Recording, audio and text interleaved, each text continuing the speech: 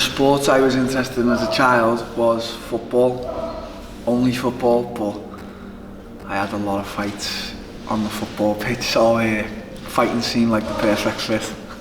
I first discovered UFC in, it was early 2000s. I remember like Chuck Liddell, the Iceman, and a few of the top guys at the time, like Randy Couture and Anderson Silva and that. I just remember discovering him and Anderson Silva, and he was in the middleweight. He was the middleweight champion and that, and I just like sort of addicted at the time. But I was fighting Muay Thai as well, and then also the guy, you know, who's sort of my coach now, Terry Etam, he was starting to come through in the UFC, and like that's where sort of the passion and love started really. And since then, obviously, that's all that's ever been my life. I don't have a role model as such. I've never really modelled myself off anyone, but I do look up to certain guys, and my coach Colin would probably be one of my role models.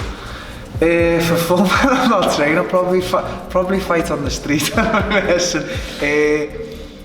don't know. I like my cars, so I've got like quite of a fetish for cars, fast cars, and me and a few of the lads will go off-roading sometimes with the Land Rovers and the quads.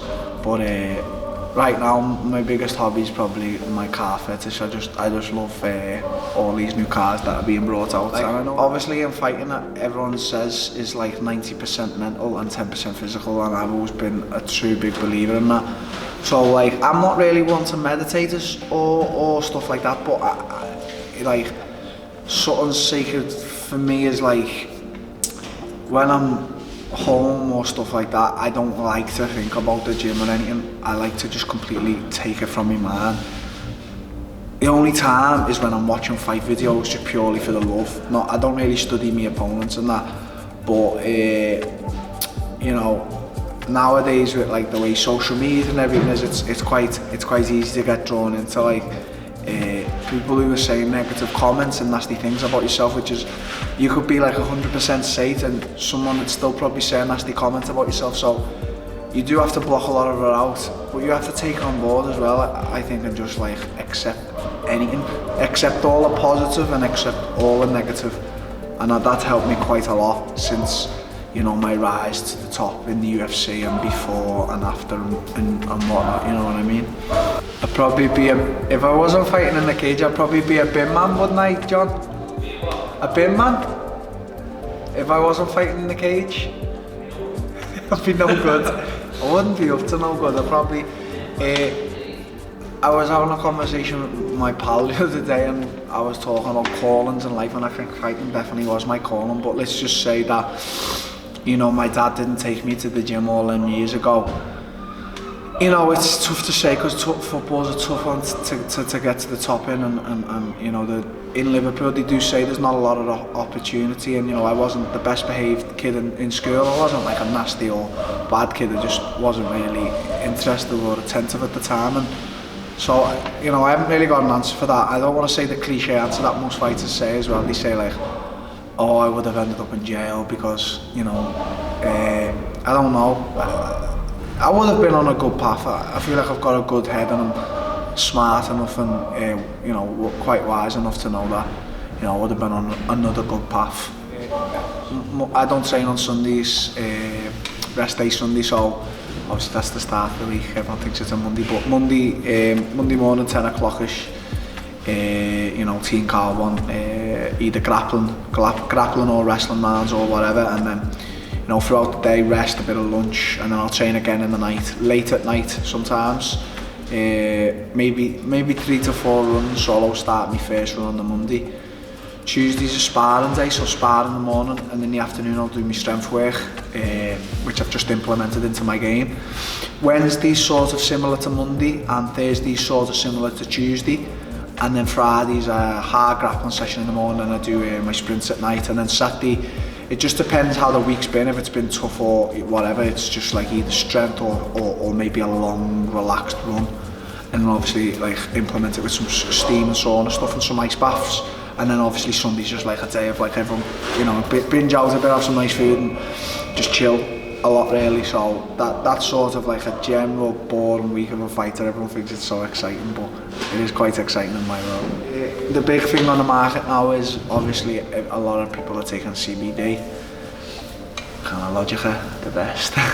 So yeah, I take a bit of that, and you know, it's good to get like with the CBD and the creams and whatever, and you can implement them into like your nutrition as well. Like, you know, you can get a green tea, you can put the drops in that. But just generally, like, the more you eat, the better. A lot of people think, oh, I won't have breakfast or nothing, but when you wake up and you're having breakfast, it speeds up your metabolism. So if I'm eating 3 to 4, maybe 5 meals a day, I'm on the right track. My metabolism is working faster to burn off all that food as I'm training and sweating harder. So that's sort of like, it's not so complicated. A lot of people like to complicate it, but it's not as complicated as people think. With regards to recovery for any type of training, that could be anything, you know. Even if you play golf, I'm sure there's some type of recovery, you know, for your wrist or whatever. But especially in MMA, because the rounds and the physicality of it is just so tough on your body. It really is tough. Like, I'm 27 now. I've been doing MMA since I was like 17, so 10 long years, and it has been tough on my body and my joints. And just recently, in the past 2 or 3 years, I've really knuckled down and focused more on my recovery than I have on my training, because I feel like when I recover more, I train even better. Whereas in the past, it was just train, no recovery, not really bothering what you eat, just train. And now, as you know, the new days now, we've got all these new things coming out, like as I said, CBD, and you know, a lot of people are getting into ice structures and everything. Over a week now, I'm putting more effort and time and thought into my recovery than I am into my training, and I feel like the more I recover, the more I'm focused on, you know, getting involved with my products from Cannalogica and my ice baths. I feel like the benefits for anyone, not just a fighter, but anyone, normal person, it's just so beneficial to your life. It makes you feel better as well. That is sort of in itself a type of meditation. You know, everyone thinks that meditation is sitting there with your legs crossed and you know, like, close your eyes, and that, yeah, obviously that is like the cliche meditation, but there's many forms, I think, of meditation, and that's one. The most used Cannalogica product should be getting used by everyone, every single product, by every product. This is hashtag ad, not really, is the muscle band. What Cannalogica do, the muscle band cream, it's because obviously it fits in with my schedule for training, and so, you know, if I'm training 2 to 3 times a day, counter run as a training, you know, coming home, or even just at the gym if you're chilling, or having your food, as you know, we have a cafe at the gym, just getting that on me and just, you know, waiting for it to soak in, waiting for the benefits, waiting to feel good in your mind. Just knowing that you're getting the right type of recovery and the best quality products that are out there, that for me is top notch, 100%. I think next in line is maybe, well, the fights just happened last night against the champion Israel Adesanya and Yo Romero, and a lot of people think I'm scared of Yo Romero, which is quite funny, but I think, you know, obviously if the UFC offered me a shot at the title to fight Israel, I would accept it in a heartbeat. It just depends who they think is more worthy of that shot.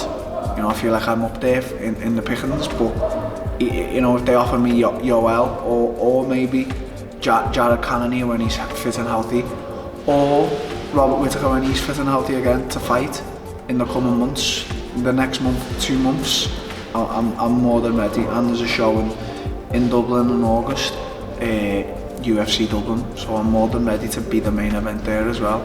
So for me, it don't matter. I thought UFC 248 from yesterday was good. I mostly enjoyed the women's fight between Joanna and Weili, I think it is. She's Chinese, it's quite hard to pronounce her name. Weili Zhang. But the champion fight, Israel and Yoel, was quite boring. But it was a tactical performance. I've had tactical performances myself, So tactical but boring, not very not very fan worthy. So that's my overall summary. But at the end of the day, Israel did what he needed to do to retain the title, and that's sometimes what it's about more than anything. When I step into the cage / octagon, I'm the most calmest ever. Like if I'm driving out of a day, I'm quite angry, quite pumped, I'm amped up. But when I step in, I'm so calm. You wouldn't even think I was going into a fight.